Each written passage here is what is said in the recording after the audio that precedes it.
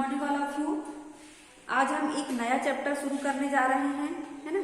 तो सबसे पहले हम आपसे कुछ प्रश्न करेंगे, उसका आपको उत्तर देना है ना। तो देखिए, सबसे पहले हमें अपने आसपास की जानकारी कैसे मिलती है बताइए, है ना। समाचार पत्र के माध्यम से या टेलीविजन के माध्यम से, है ना। आप बताइए, अगला क्वेश्चन है हमारा, टेलीविजन पर समाचार प्रस्तुत करने वाले को क्या कहते हैं? जो समाचार देता है, सुनाता है हमको, उसको क्या कहते हैं? उसको क्या बोलते हैं? संवाददाता, है ना। संवाददाता कहा जाता है ना। उसके बाद देखिए, अगला प्रश्न है, क्या आप उनमें से किसी एक का नाम जानते हैं? पद्मेश न्यूज में आता है, या अपन अपने शहर के लोगों के नाम जान सकते हैं ना। मंजू करके कोई एक आती है, हमको नाम उसका मालूम है। उसके अलावा बरखा, विनोद, रवीश, है ना, ये कोई भी नाम आप बता सकते हैं, ठीक है। अब देखिए, क्या आप उनसे संबंधित किसी कार्यक्रम का नाम बता सकते हैं जो उन्होंने मतलब वो कार्यक्रम प्रस्तुत करते हैं, है ना। जैसे कि मंजू दुबे है, वो पद्मेश न्यूज में आती है, नहीं मिश्रा है शायद, है ना वो। अब देखिए, क्या आपने टीवी पर आपकी अदालत कार्यक्रम देखा है? नहीं देखे होंगे, है ना। तो इसे आप देखिएगा, ठीक है। यह किस पत्रकार से संबंधित है? ये जो आपकी अदालत आता है वह किस पत्रकार से संबंधित है ना। तो ये जो है मालिक सुभाष चंद्र फिल्म जो है उस पर आधारित है ना, ठीक है। अब बताइए,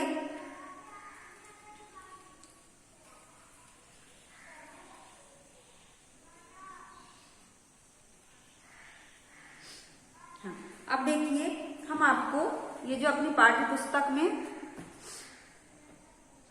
कुछ प्रश्न है ना, वो प्रश्न आपके सामने है। देखिए, क्या आप टेलीविजन देखते हैं? हाँ, सभी लोग देखते हैं, है ना। आपको कौन सा कार्यक्रम पसंद है? जो भी होगा, आपको जो भी सीरियल या समाचार है, जो भी है ना, वो आपको पसंद होगा। क्या आपने कभी टेलीविजन पर आपकी अदालत देखा है ना? देखा होगा या नहीं भी देखा होगा, तो आप लोग देखिएगा, ठीक है। अब देखिए, अब यहाँ पर पात्र परिचय है, कौन कौन से हम ये चैप्टर जो है आज आपका सरिता हाजिर हो, ये क्या है? एक नाटक है, रजत शर्मा के द्वारा लिखित, है ना। तो उसको आपको समझाने जा रहे हैं। तो उसको पढ़ने या समझने के लिए सबसे पहले हमको उसका, क्योंकि ये नाटक के रूप में है, इसलिए उसके पात्रों का परिचय आपको जानना बहुत जरूरी है। जैसे सबसे पहले इसमें एक पत्रकार है, एक सरिता नाम की लड़की है, ठीक है, और न्यायाधीश है, उसके बाद जनता है और दर्शक है। कितने पात्र हैं? कुल मिला के इसमें पात्र कितने हैं? 5 पात्र है ना। पात्र को कौन कौन से हैं? एक है, सबसे पहले कौन है? ये पत्रकार, दूसरा सरिता, तीसरा न्यायाधीश, है ना, और फिर है जनता, और उसके बाद 5वें नंबर पे दर्शक, मतलब कि जो देखने वाले हैं वो, ठीक है। ये 5 पात्र हैं, है ना। तो ये जो चैप्टर है, इसमें क्या बताया गया है, हम पहले आपको इसका परिचय बता देते हैं कि क्या है ये। सबसे पहले तो ये जानिए कि ये एक नाटक है, और नाटककार ने जो प्राकृतिक संसाधन है, यानी हमारे जो प्राकृतिक संसाधन जो रहते हैं, है ना, तो उसके उचित प्रयोग और उसके संरक्षण की जानकारी दी है। जैसे प्राकृतिक संसाधन, पेट्रोल वगैरह, डीजल वगैरह, ये सब आते हैं ना प्राकृतिक संसाधन में। तो इन सब का हमको सदुपयोग अच्छे से करना चाहिए, मतलब ज्यादा नहीं करना चाहिए, है ना। बिजली है, पानी है, फालतू के नहीं बहाना चाहिए, जबरदस्ती के नहीं जलाना चाहिए। आपको स्कूल में भी बताया जाता है, घर में भी बताया जाता है। तो वैसे ही यहाँ पर जो जिसके लेखक है रजत शर्मा, उन्होंने भी हमको इस पाठ के माध्यम से यही हम सभी मनुष्यों को ये बताना चाहा है कि हमारे जो प्राकृतिक संसाधन, चाहे वो जल हो, बिजली हो, पेट्रोल हो, उन सब का मतलब उचित प्रयोग करना चाहिए, बेकार में इसका प्रयोग नहीं करना चाहिए। यदि हम निरंतर प्राकृतिक संसाधनों का दुरुपयोग करते हैं, ज्यादा यूज करते हैं, तो इसके दुष्परिणाम हमको भुगतने पड़ते, फिर वह चीज हमें नहीं मिलेगी, है ना। तो इस प्रकार से हम ये जान गए हैं कि इस पाठ के माध्यम से लेखक क्या कहना चाहते हैं। अब हम इस पाठ को जो है शुरू करने जा रहे हैं, है ना। देखिए, इसमें जो सबसे पहले एक पत्रकार है, वो क्या बोल रहा है, दो बिंदी का मतलब बोलना, कहना। क्या बोलता है, दोस्तों नमस्कार, प्रणाम, सलाम, सत श्री अकाल और गुड इवनिंग। यानी कि वो सब प्रकार के नमस्ते, जो हिंदू लोग बोलते हैं नमस्ते, प्रणाम, है ना, मुस्लिम सलाम बोलते हैं, गुरु मतलब सिख जो होते हैं सत श्री अकाल बोलते हैं, और जो ईसाई धर्म के लोग होते हैं वो क्या बोलते हैं, गुड इवनिंग। यानी हिंदू, मुस्लिम, सिख, ईसाई चारों जो आपको संबोधित करते हैं या प्रणाम करते हैं, जो भी नमस्ते करते हैं, उसको किस तरीके से बोला जाता है, उसको सभी तरीके से उसने पत्रकार ने बोला कि यहाँ पर जो हिंदू बैठे उनको नमस्कार प्रणाम, है ना, जो मुस्लिम बैठे उनको सलाम, जो सिख बैठे हैं उनको सत श्री अकाल, और जो ईसाई धर्म के लोग बैठे उनको गुड इवनिंग। अब आप क्या बोलते हैं, आपकी अदालत में आपका स्वागत है। ये जो कार्यक्रम है उसमें क्या बोल रहे हैं, आपकी अदालत में आपका स्वागत है। आज आपकी अदालत में उपस्थित है संसार को जीवन प्रदान करने वाली, आज आपकी अदालत में उपस्थित है संसार को जीवन प्रदान करने वाली, है ना। अब बोला गया है कौन है वो, देखो, इन्हीं के किनारे हमारी संपूर्ण ऐतिहासिक सभ्यता का विकास हुआ। यानी आपकी अदालत में क्या उपस्थित है, जीवन प्रदान करने वाली जो चीज होती है हमको, वो उसके बारे में ये बता रहे हैं। तो बोले इन्हीं के किनारे हमारी संपूर्ण ऐतिहासिक सभ्यता का विकास हुआ, चाहे वह नील सभ्यता हो या सिंधु घाटी की सभ्यता या फिर मिस्र की सभ्यता। आज भी संसार के सारे बड़े शहर इन्हीं के किनारे बसे हुए हैं, दिल्ली, बनारस से लेकर लंदन और काहिरा तक। जी हाँ, सही पहचाना, वो है हम सबकी जीवनदायिनी नदी, है ना। कौन है वो, यानी एक पहेली के रूप में बोला इसमें, तो वो कौन है, जीवनदायिनी नदी। सिंधु सभ्यता हो या मिस्र की सभ्यता, ये कौन सी नदी, सिंधु नदी के किनारे है, तो इसलिए हमको जीवन दान देने वाली कौन है, नदी है। आज नदी आपकी अदालत में खुद जनता के सवालों का जवाब देगी। इसको एक स्त्री पात्र के रूप में बताया गया है, इसको बोलते हैं नदी को सरिता, तो इसका नाम दे दिया गया है, नदी का नाम दे दिया गया, जबकि नदी को क्या बोलते हैं, सरिता। तो सरिता ये हमको क्या करती है, जीवन दान प्रदान करती है ना, और हम इसके पानी का क्या करते हैं, दुरुपयोग करते हैं। तो दुरुपयोग ना करने के लिए इस पाठ में समझाया गया है। अब यहाँ पर देखिए बॉक्स में लिखा सभ्यता का मतलब बताया गया है, किसी देश या समाज की आत्मिक और भौतिक उन्नति को दर्शाने वाली विशेषताओं के सामूहिक रूप को सभ्यता कहा जाता है ना। इंटरनेट या पुस्तकों की सहायता से प्राचीन सभ्यताओं के बारे में पता लगाइए, ये आपका काम है, आप लोग पता लगाएंगे। अब देखिए आगे क्या हुआ, तालियां बजती है, ब्रैकेट का पढ़ना नहीं है लेकिन हम बता दे रहे हैं। सबसे पहले आपकी अदालत का सेट, न्यायाधीश महोदय अपनी कुर्सी पर बैठे हुए, धुन बजती है और पत्रकार रजत शर्मा का प्रवेश। अब यहाँ पर देखिए ये जो पैराग्राफ हो गया, उसके बाद देखिए तालियां बजती है, कैमरा दर्शकों से होते हुए कटघरे में फोकस करता है, वहां नदी बैठी मुस्कुरा रही है ना, ये नदी है।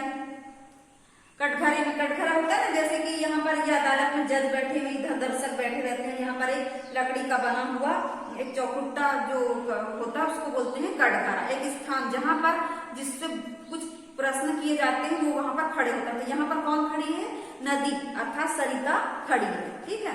अब देखिए वह नदी बैठी मुस्कुरा रही है, वह हाथ जोड़कर सबका अभिवादन करती है, नमस्ते करती है सबको, शोर मचता है, न्यायाधीश महोदय हथौड़ा बजाते हैं, सब बोलते हैं ना, ऑर्डर ऑर्डर ऐसे करके बजाते हैं ना, तो वो बजा रहे हैं। कक्षा में शांति होती है, जब वो ऑर्डर ऑर्डर करते हैं तो शांति होती है। ऐसा कई बार हम लोग भी क्लास में आते हैं तो डस्टर बजा के, मतलब ऑर्डर तो नहीं बोलते लेकिन डस्टर बजाते हैं ताकि आप लोग शांत हो जाओ। अब देखिए आगे क्या हुआ, पत्रकार क्या बोलता है, मैं माननीय न्यायाधीश महोदय से नदी पर मुकदमा चलाने की अनुमति चाहता हूँ, है ना। तो न्यायाधीश बोले अनुमति है, आप अपनी कार्यवाही आरंभ करें, है ना। उसके बाद देखिए पत्रकार क्या बोलता है, नहीं महोदया, मैं आपको किस नाम से पुकारूं, आपके तो कई नाम है ना। किसको बोल रहा है वो, नदी को। तो आपको लोग सरिता, तटीनी, प्रवाहिनी, निर्झरणी, तरंगिणी, शैवालिनी, सारंग, जलमाला आदि नामों से पुकारते हैं। तो ये सब क्या है, नदी के नाम हैं, बहुत सारे नाम हैं। इसको अंडरलाइन आप लोग कर लेंगे। पर्यायवाची में या समानार्थी शब्दों में नदी का पर्यायवाची पूछेगा तो आप इनमें से कुछ भी लिख सकते हैं। अब आगे देखिए, सरिता मुस्कुराती हुई, ये लोगों का प्यार और सम्मान है, वे मुझे सम्मान देते हैं और प्यार से पुकारते हैं। आप किसी भी नाम से मुझे पुकार सकते हैं, जैसी आपकी श्रद्धा। यानी इतने सारे मेरे नाम हैं तो आप मुझे किसी भी नाम से पुकार सकते हैं। ऐसा किसने कहा, सरिता या नदी ने कहा। आगे देखिए पत्रकार ने बोला, जी चलिए अब कई नामों से प्रसिद्ध नदी यानी सरिता जी पर मुकदमा आरंभ करते हैं। सरिता जी, आप पर पहला इल्जाम यह है कि आप पहले जैसी निर्मल नहीं रही, है ना। तो बोलते हैं कि नदी से वो ऊपर इल्जाम लगा, इल्जाम मैंने आरोप या दोषारोपण। क्या बोल रहे हैं कि सरिता जी आप पहले के समान शुद्ध या पवित्र नहीं है। कोई भी नदी अब क्या हो गई है, अपवित्र हो गई। और उसको अपवित्र करने वाला कौन है, हम मनुष्य ही हैं, है ना। उसी पे हम लोग, जैसे गांव में माहौल रहता है कि गाय भैंस वहीं नहलाते हैं, खुद भी वहीं पे नहाने लगते हैं, है ना। गंदा चीजें सब है वो नदी में फेंक देते हैं। तो इस प्रकार उसको गंदा करने में किसका हाथ है, मनुष्य का हाथ है। तो सरिता क्या बोलती है, देखिए इसमें मेरा कोई दोष नहीं है शर्मा जी, मुझे मानव ने प्रदूषित किया है ना।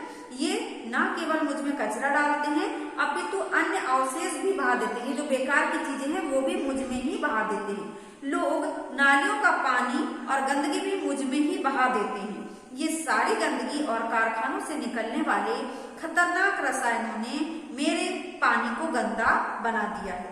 ये लोग यानी कारखाने में जो काम होता है उसकी गंदगी भी कहाँ बहा देते हैं, सरिता में, नदी में। तो ये लोग अपने जानवरों को भी मुझ में छोड़ देते हैं जो दिन भर मेरे पानी को गंदा करते रहते हैं। इन्हें यह तो पता होना चाहिए कि मेरा पानी इन्हीं के लिए है। यदि मैं निर्मल रहूंगी तो ये भी स्वस्थ रहेंगे। अब आप ही बताइए मैं उन्हें कैसे रोक सकती हूँ, है ना। ऐसा करके किसने कहा, सरिता ने कहा। ये देखो खड़ी है, सरिता का चित्र बना दिया यहाँ पर और खड़ी है। उससे जब पत्रकार ने पूछा तो सरिता ने जवाब दिया। तो ये दोनों के बीच क्या हो रहे हैं, संवाद हो रहे हैं, वार्तालाप हो रही है, बातचीत हो रही है ना। इसको क्या बोलते हैं, इसी को संवाद बोलते हैं, है ना। और संवाददाता कौन है, पत्रकार है जिसका नाम है रजत शर्मा। वो किससे प्रश्न कर रहा है, सरिता से। सरिता कौन है, नदी है ना। तो लोग उसको एक स्त्री के रूप में यहाँ पर दर्शाया गया है। अब देखिए लोग ताली बजाते हैं, तालियां बजाते हैं, सरिता मुस्कुराती है। सब लोग दिखाई दे रहे हैं, वो सब क्या कर रहे हैं कि बहुत अच्छी बात नदी ने बोली, तो इसके लिए तालियां बजाते हैं और क्या करते हैं, सरिता इस पर मुस्कुराती है। तो बच्चों आज के लिए इतना काफी है। आगे का जो चैप्टर है वो हम कल पढ़ेंगे, ठीक है। नेक्स्ट वीडियो में आपको बताएंगे। और हाँ, एक और सूचना है आपके लिए कि आपके जो लेवल टेस्ट 3 है वो शायद 28 तारीख से होने वाले हैं। तो उसकी तैयारी भी आप लोगों को करना है। 3 चैप्टर हमने आपको दे चुके हैं, फर्स्ट सेकंड थर्ड अभी तक के जो हो गए हैं, है ना। उसमें सबसे पहला चैप्टर हमने पढ़े थे कलम आज उनकी जय बोल दो, रामधारी सिंह दिनकर की ये कविता है। सेकंड है गीली मिट्टी, ये एक कहानी है ना। और थर्ड है मेघा जीवटता परिश्रम की प्रतिमूर्ति। ये तीनों चैप्टर आपके हो चुके हैं। तो आपको इसका रिवीजन करना है। अगर टाइम रहेगा तो हम आपको ट्यूसडे से रिवीजन भी करा देंगे, ठीक है। तो आज की कक्षा हम यही समाप्त कर रहे हैं। आपको आज इतना पढ़ना है और इसमें जितनी भी मीनिंग आई है उसको नोट करना है ना। और रजत शर्मा जी का जीवन परिचय आप लिख सकते हैं, जो इम्पोर्टेंट पॉइंट है। तो आज की कक्षा यही समाप्त कर, धन्यवाद बच्चों।